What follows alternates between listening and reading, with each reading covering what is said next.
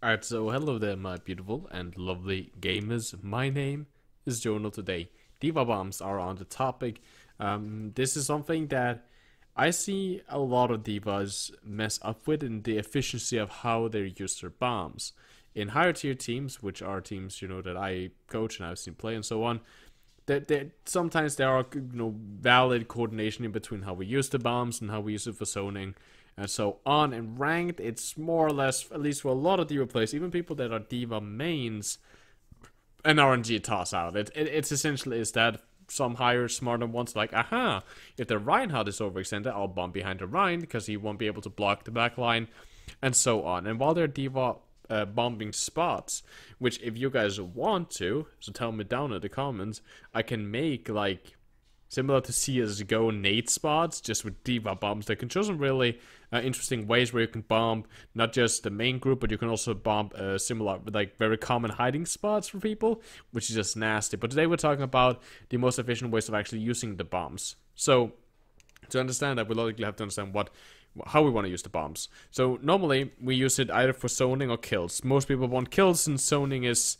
something that requires actually quite a lot of game sense to understand. And let's be honest, getting zoning, valid usage of a zoning ultimate in ranked is more difficult than, I don't know, climbing as Torbjorn or not. I don't know.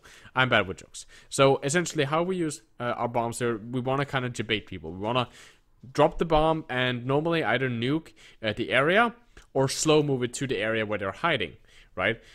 So the first way of doing this is what's called a slide bomb, or what I call a slide bomb. You've seen this most likely in the Overwatch League, been used by Poco and so on, and a lot of other good D.va players. So what you do is that you fire the bomb. Let's say that you're inside a pump here on Lijiang.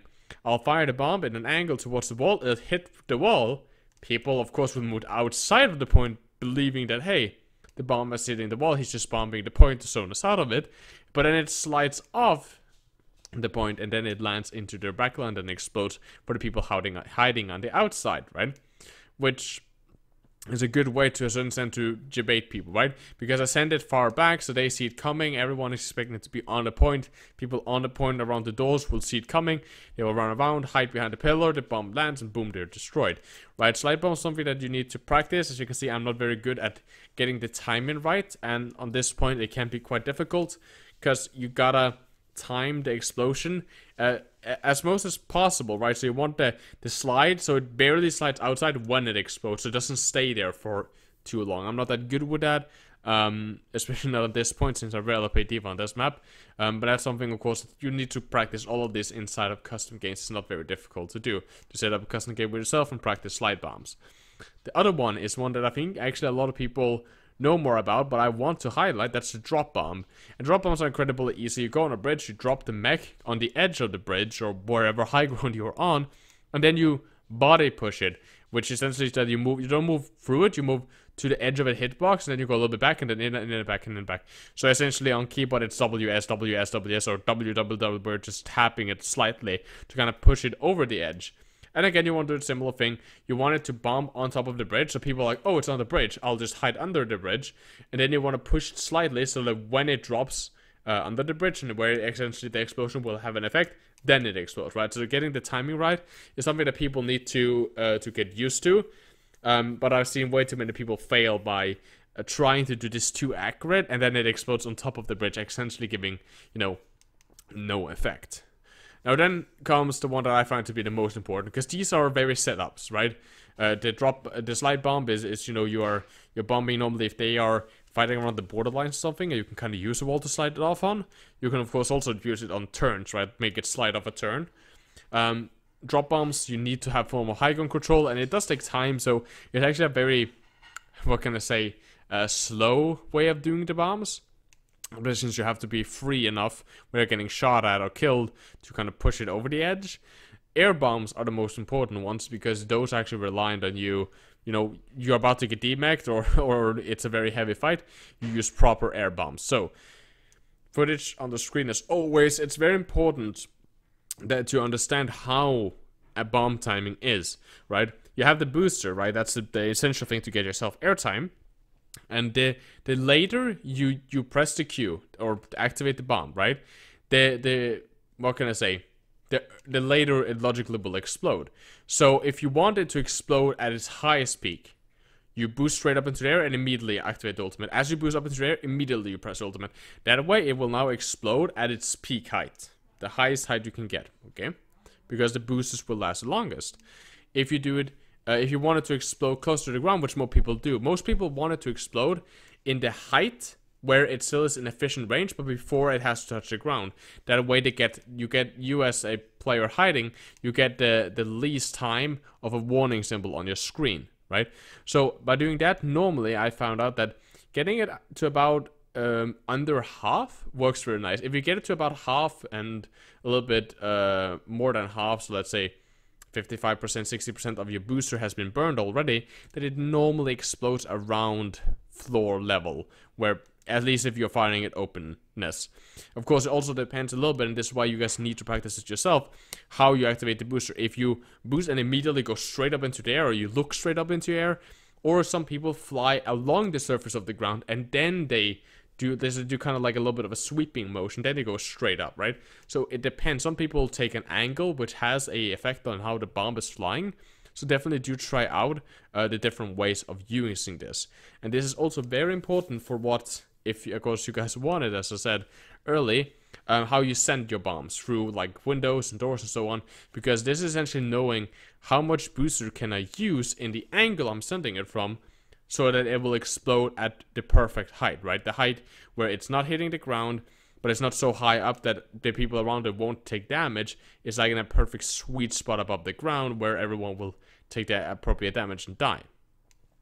Now, in the end, this is not about proper brown spot, I suppose, but this is more about how you use it to remake, because that's what a lot of D.va players use it for, and that's a lot of the time how you can look at it. A lot of people look at the bomb as like ultimate offensive ability, but it's also a safety ability. It's essentially a second life, right? So using it, of course, the zone and so on, you need to watch out for you're not getting killed when you go out of the mech as Baby D.va, but using it as a way of just getting a new mech is very important. I see people, and I've seen this done by I think it was 4,200 in SR, where he refused to remake with a bomb.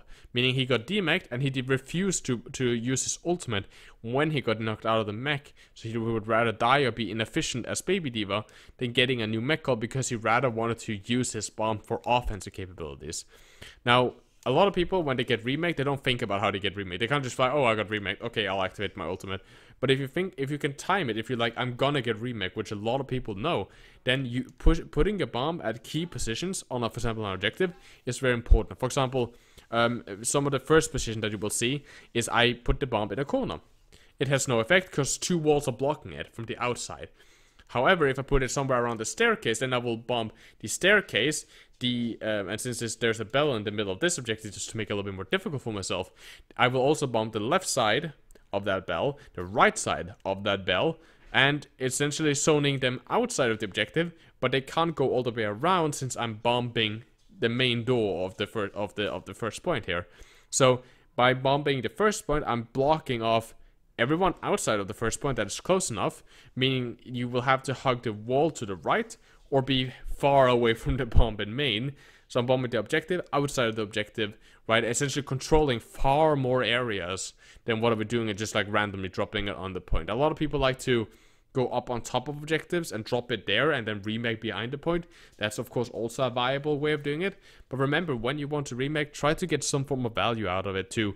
So also, just because when you are remaked and the bomb is going on, if the enemy team is allowed to still fight on the point, thrive on the point where they have the area control, and then there is a gap in your security force where the off tank is missing since you are waiting for a remake, right? So for example, if you run dive and you have to remake, all of a sudden your Winston lost his burst damage backup, which he desperately needs to stay alive. So as always, guys, I hope that you like this video. Tell me if you want to see more like this. I was thinking about Anonate spots, I was thinking about Orisa shield spots, and I was thinking about maybe some of those like more trick shot bombs or bomb spots, I suppose, for D.va, where you can land some really nasty ones through their defenses and hitting a lot of key points.